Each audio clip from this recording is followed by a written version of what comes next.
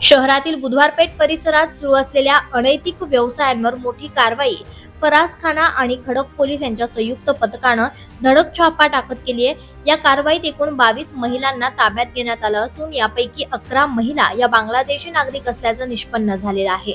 पोलिसांना मिळालेल्या गोपनीय माहितीनुसार हा छापा टाकण्यात आला। संबंधित ठिकाणी काही महिला देहविक्री व्यवसायात सक्रिय असल्याची खात्री झाल्यानंतर खडक आणि फरासखाना पोलीस ठाण्याच्या विशेष पथकांनी संयुक्त कारवाई केली। कारवाई दरम्यान ताब्यात घेण्यात आलेल्या 22 महिलांपैकी 11 महिलांनी वैध ओळखपत्र सादर केले।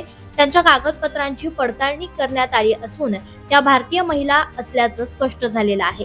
उर्वरित 11 महिलांपैकी 6 जणींनी चौकशीत आपण बांगलादेशी असल्याचं कबुली दिलेली आहे, तर उर्वरित 5 महिलांच्या कागदपत्रांची तपासणी केली असता त्या देखील बांगलादेशी नागरिक असल्याचं निष्पन्न झालंय। या प्रकरणी संबंधितांवर परकीय नागरिक कायदा तसेच अनैतिक मानवी व्यापार प्रतिबंधक कायद्याअंतर्गत कारवाई करण्यात येणार आहे।